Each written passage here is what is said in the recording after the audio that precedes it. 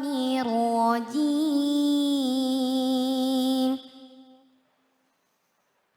بسم الله الرحمن الرحيم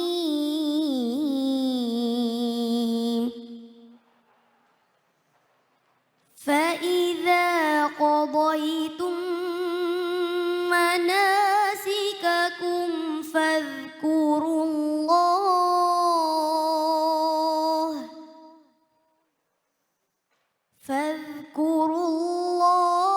كذكركم آباءكم أو أشد ذكرا فمن الناس من يقول ربنا آتنا في الدنيا وما له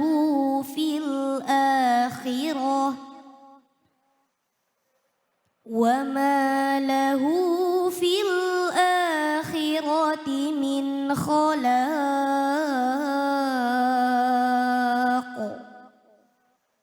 صدق الله العظيم.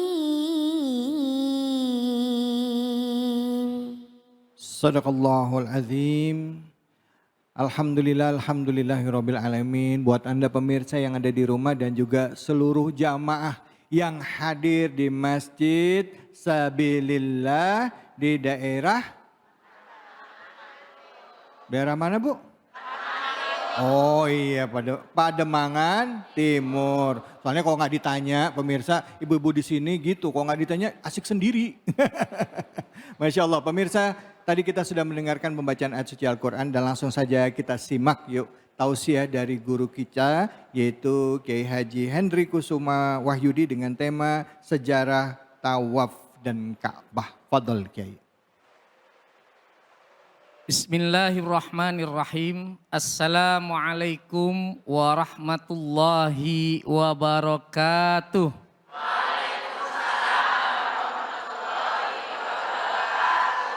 Alhamdulillah alladzi ja'alanal muslimina wal muslimat wal mu'minina wal mu'minat. Assalatu wassalamu ala sayyidina Muhammad ibni Abdillah wa ala alihi wa ashabihi wa man walah. Rabbi syrah li sadri wa yassir li amri wa hlul 'uqdatam min lisani yafqahu qauli.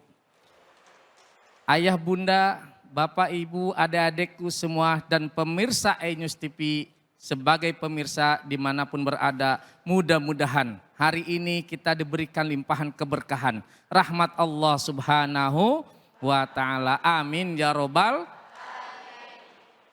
Bang David, terima kasih. Alhamdulillah hari ini luar biasa. Karena kita sama-sama ditempatkan di ruangan yang insya Allah ini ruangan berkah. Kenapa berkah?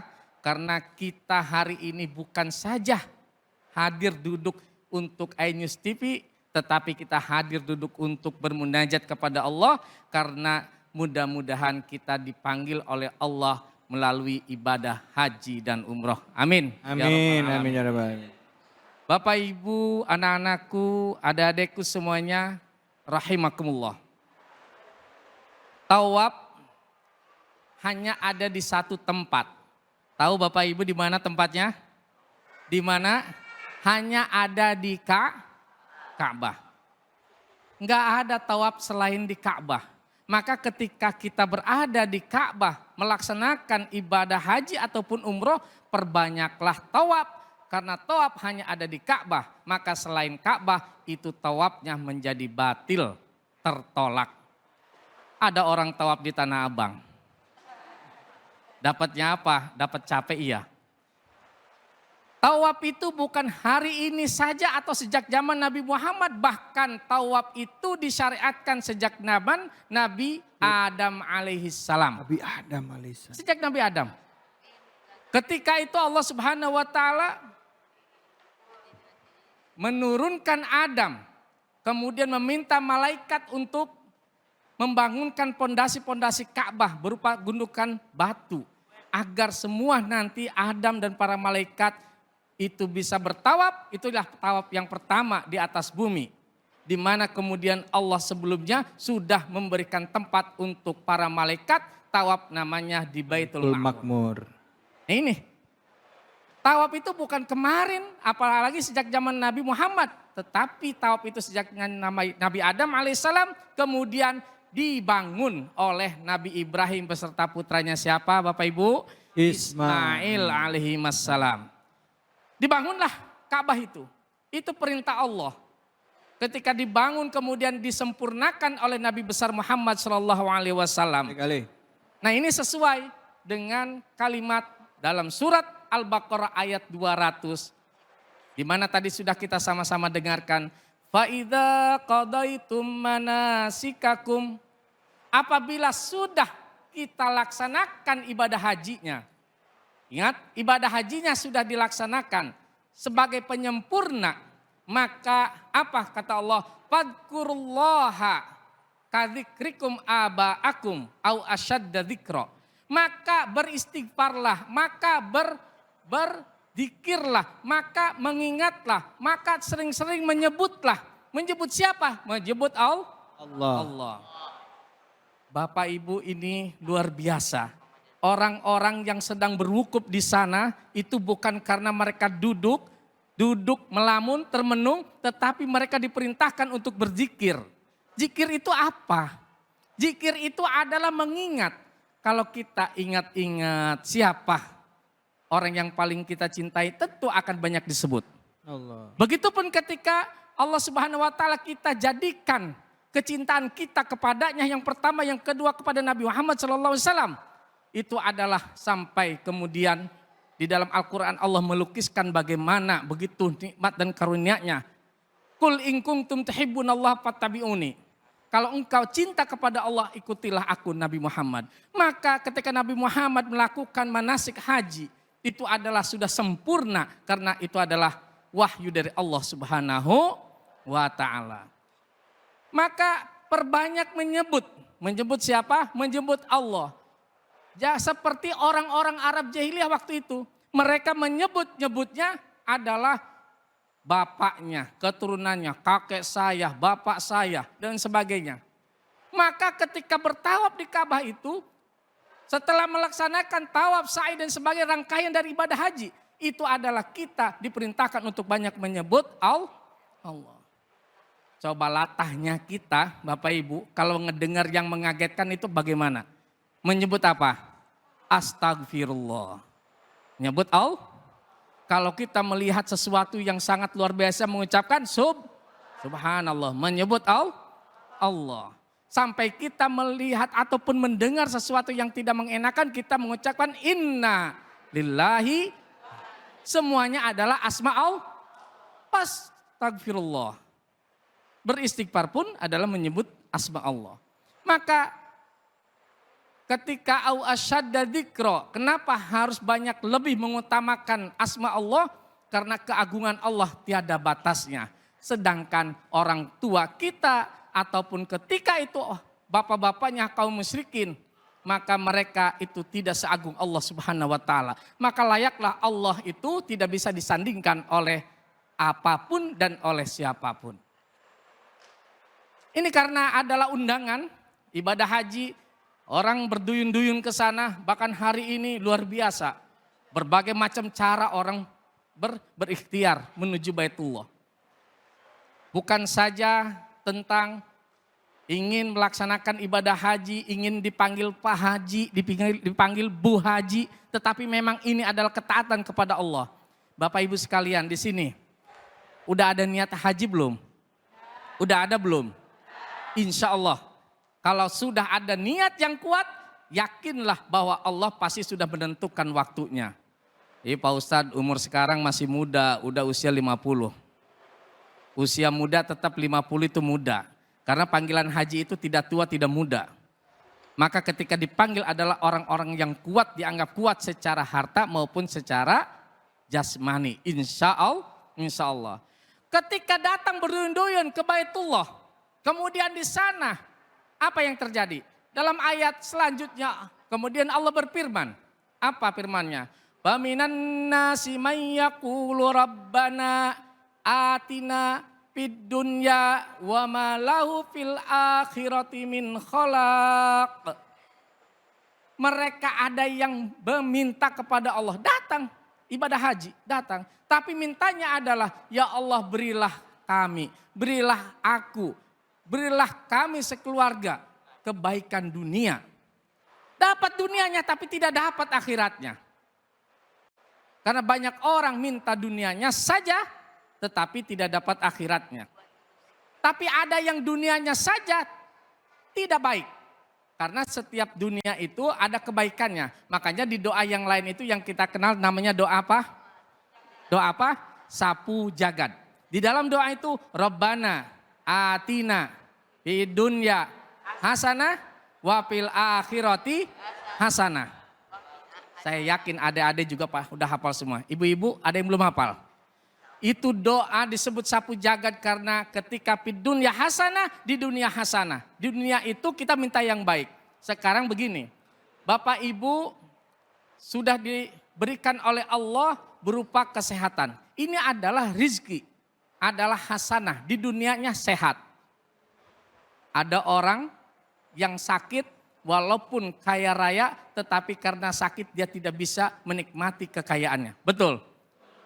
Ketika dia punya kekayaan, punya harta, dia bisa berangkat haji, itulah kenikmatan. Betul? Oleh karena itu jangan sampai disia-siakan kesehatan ini. Kesehatan ini menjadi baik karena diperuntukkan untuk ibadah. Yang kedua Bapak Ibu diciptakan oleh Allah luar biasa. Ini ibu-ibu cantik-cantik. Adik-adik yang laki ganteng-ganteng. Yang perempuan yang cantik-cantik. Walaupun bapak-bapak sudah tua tapi tetap ganteng. Enggak ada bapak-bapak cantik. Oleh karena itu, ketika diberikan oleh Allah kesempurnaan secara fisik, itu adalah nikmat. Tetapi ada nikmat yang tidak semua orang didapat. Apa itu? Harta. Nah ini harta inilah yang membedakan kadang-kadang orang menjadi lupa daratan ketika hartanya banyak, dia seakan-akan itu adalah hasil dari dirinya dan dia boleh berhak sombong kepada orang lain. Maka harta yang baik itu adalah harta yang selalu bisa mendekatkan diri kepada Allah Subhanahu.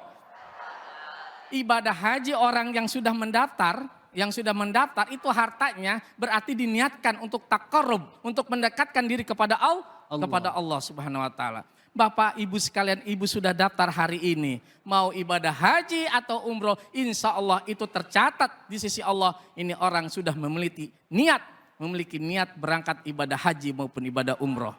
Dan insya Allah ibadah itu menjadi penyempurna nanti dan menjadi pembeda di akhirat kelak. Apa bedanya? Al-hajjul mabrur laisallahu jazaun illal jannah. Itulah kata Nabi SAW, haji mabrur itu adalah tidak ada balasan kecuali balasannya adalah surga. Mau Bapak Ibu sekalian? Insya Allah semua nanti kita akan menuju Baitullah dan kemudian menjadi haji-haji yang mabrur. Demikian yang disampaikan, kurang lebihnya mohon maaf. Mudah-mudahan semua kita diijabah doa-doa kita oleh Allah Subhanahu wa taala. Aqulu qouli hadza hadanallah wa iyyakum ajmain. Wat-taufiq wal hidayah waridha wal inayah. Wassalamualaikum warahmatullahi wabarakatuh. Waalaikumsalam warahmatullahi wabarakatuh. Jadi yang namanya ibadah haji itu bukan hanya di zaman Nabi Muhammad, bahkan dari zaman Nabi Ibrahim, bahkan sebelum lagi Nabi Adam pun melakukan ritual, salah satu ritual dari ibadah haji yaitu tawaf, ya Bu ya. Tawaf di Baitullah, bahkan malaikat pun melakukan tawaf. Apa nama tempat malaikat melakukan tawaf Bu? Baitul Ma'mur, Baitul Ma'mur. Baik, silakan, ada yang mau nanya? Silakan langsung pertanyaannya. Assalamualaikum warahmatullahi wabarakatuh. Saya Elvira Anggrani. Ustadz mau nanya, apa hukumnya orang yang melakukan pergi haji lebih dari sekali? Terima kasih. Wassalamualaikum warahmatullahi wabarakatuh. Waalaikumsalam warahmatullahi wabarakatuh. Ini Bu, namanya siapa Bu? Ibu siapa? Elvira. Ibu Elvira, nanyanya cepet banget. Ngebut. Apa hukumnya kalau misalnya orang naik haji lebih dari sekali? Kalau Bang David aja kecepatan gimana saya? Ya. Baik, insya Allah tertangkap makna dari pertanyaannya. Tujuan pertanyaannya, apa hukumnya orang yang beribadah haji lebih dari sekali. Ibu-ibu sekalian, adik-adikku, Nabi Muhammad SAW beribadah haji hanya 1 kali dalam hidupnya. Yang dikenal dengan haji wada. Haji perpisahan, karena berpisah meninggalkan dunia. Tapi diakhiri dengan ibadah haji. Bapak Ibu, kalau nanti berniat ibadah haji dan kemudian diberangkatkan oleh Allah ibadah haji, itu mungkin terakhir hidup di dunia. Mau? Ketika haji wada yang dilakukan. Pasti bilang ini yang terakhir, pada ragu-ragu jawabnya. Nggak mau yang terakhir katanya. Tapi penutup penyempurna dari ibadah-ibadah kita di dalam rukun Islam ini luar biasa. Masya Allah, iya betul. Ketika Nabi Muhammad melakukan sekali, bukan beliau tidak mampu berkali-kali. Bukan. Iya. Jadi saya tidak berkata hukumnya boleh atau tidak boleh, tetapi lihatlah bahwa kita itu disempurnakan ibadahnya dan kita menyempurnakannya. Diberi kesempatan oleh Allah sekali, itu adalah sebagai ujung daripada akhir hayat kita bahwa kita menyempurnakan melalui ibadah haji. Apa hukumnya atau bagaimana boleh apa tidak? Banyak orang yang sudah berhaji lagi berkali-kali. Banyak. Sekarang dalam ayat tadi di dalam surat Al-Baqarah ayat 200 dikatakan Rabbana atina fid dunya wa ma lahu fil akhirati min khalaq. Banyak orang juga berangkat haji itu terseleksi oleh Allah karena dari niat.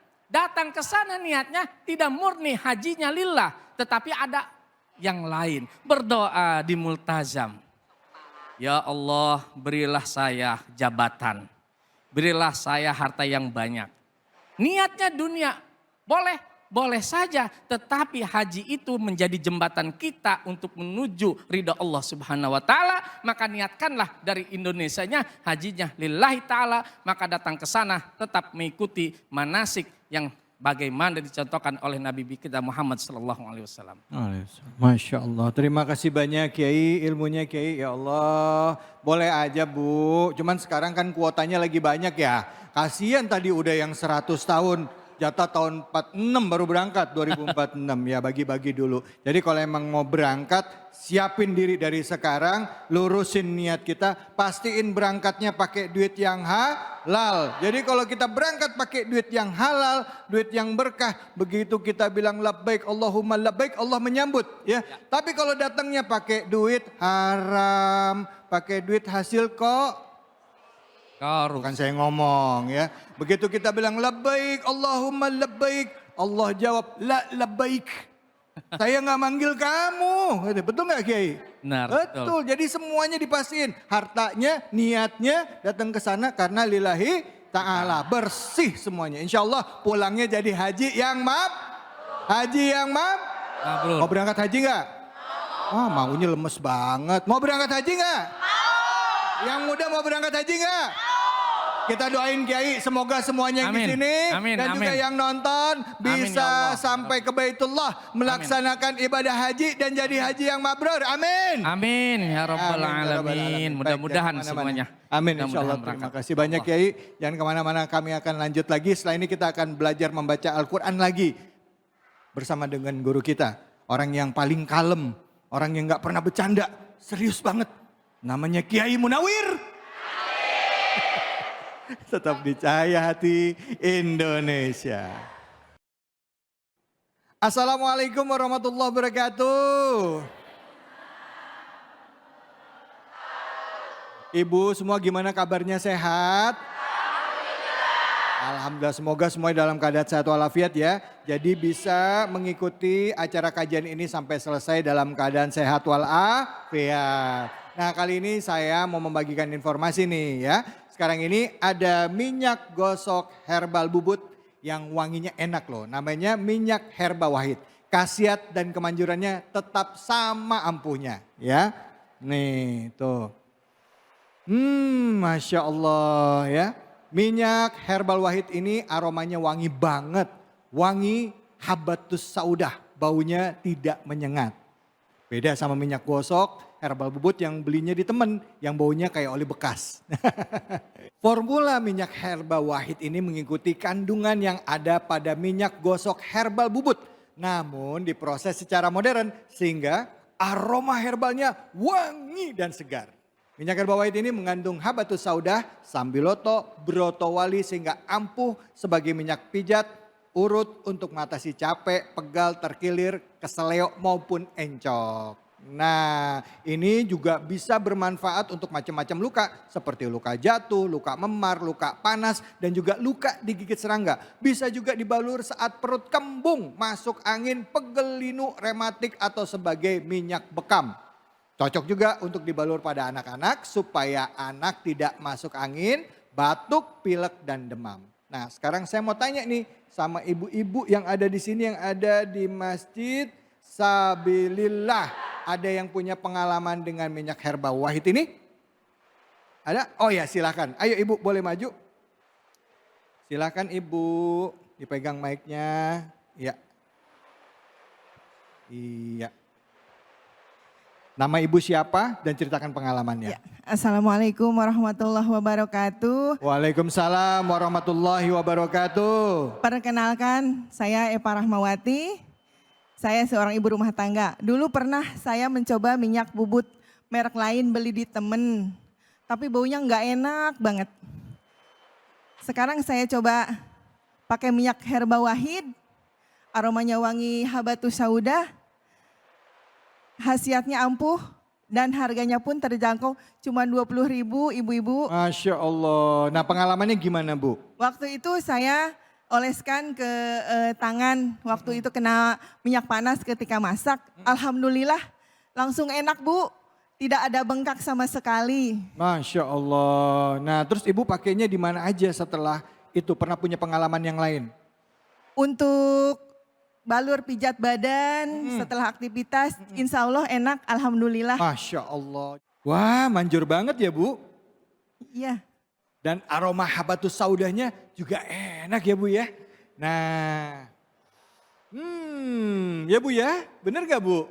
Ya udah pada nyobain semuanya di sini. Jadi ya untuk minyak herbal wahid ini tersedia di minimarket, apotek, toko obat dan online shop. Harganya juga terjangkau, hanya 20 ribuan. Lebih murah dibandingkan dengan minyak gosok herbal bubut yang beli di temen. Jadi selalu sedia minyak herba wahid di rumah. Ingat ya, pokoknya nggak usah ngeluh kalau sakit. Langsung ambil minyak herba wahid. Minyak herba wahid, minyak gosok herbal bubut yang wangi habatus saudah.